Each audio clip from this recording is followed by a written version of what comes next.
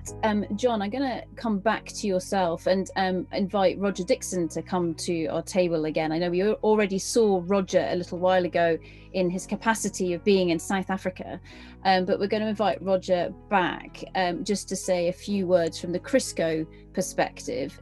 John, over to yourself for the eloquent segue. Thanks, Sarah. Welcome back, Roger. Thanks for coming to join us again to represent CRIRSCO this time. So as Ed explained earlier on, CRIRSCO is the body to which all of the people that are speaking here today belong to. So it's, I think, the CRIRSCO is the organisation that adopts various codes as they come in from these codes around the world. And it was provide a template, the templates for reporting, and which was last updated in November 2019 after 5 years of discussion. So CRIRSCO has quite a big job in managing a lot of information that's coming in from all sorts of different places in the world, lots of different contexts, and pulling it together into a coherent template. And I think that's a really interesting point to discuss hopefully later on, is how we come to something coherent and can be internationally applied with respect to ESG, which is so very variable around the world. There's so many different contexts. So thanks very much, and over to you, Sarah. Thanks, John. So, Roger, I'm going to pass this ball straight across to yourself. And based on that fantastic introduction there from John, do you have any words from the CRIRSCO perspective? Yeah, as John said, we concluded the latest template, which is, as Ed said, is available on a CRIRSCO website, and that we've decided that the update is going to take place on a 5-year cycle. It is very difficult to meet that, a 5-year cycle, bearing in mind that we're not just talking about ESG, we're talking about all the other aspects as well. And this international conversation that you have on the ESG has obviously given us a lot of food for thought on how we actually, go about updating the template. And we have at the moment, we have a working group, and I'll be the first to admit that doesn't work too well. And we will be looking to you to share with us how this, you've set up this particular process. The question always arises whether CRIRSCO is a leader or a follower.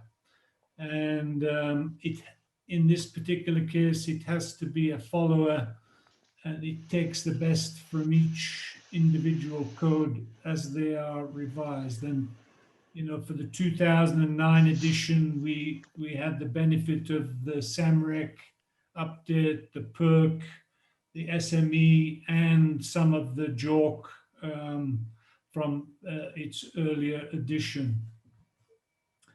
And ESG, we did attempt to include it in the latest template, but weren't very successful. A lot more focus has obviously come on ESG, but we named it sustainability considerations, and we took most of the content from the SME guide. And obviously, we like to keep our newer members updated on all the changes that are happening. And so I think it's important that we, as we said before this meeting started, that we include our Latin American members in this discussion on ESG.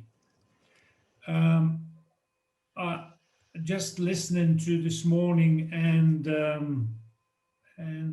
to this evening's discussions, I think one of the most important things for me, which we need to address, is the definition of governance I mean, this morning we had, I think it was Joe, who, he brought another one. It was project governance.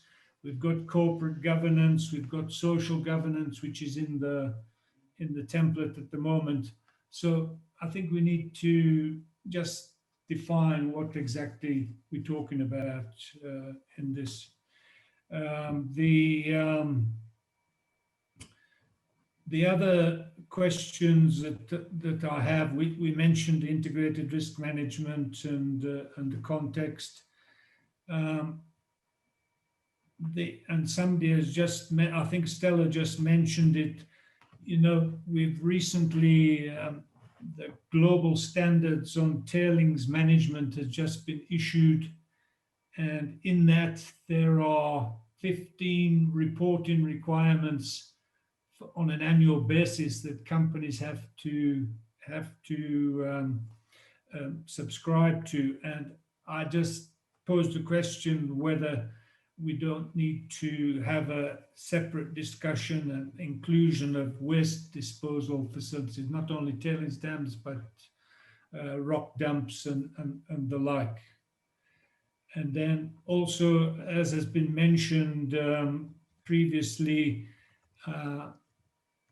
very pertinent questions at the moment: climate change, carbon emissions, water management, which on the African continent is vital, and then mine closure. It probably all fits in with ESG, but I'll just raise it so that it's on your radar. And that's with that, I'll just say I congratulate you and your team on the way you presented this.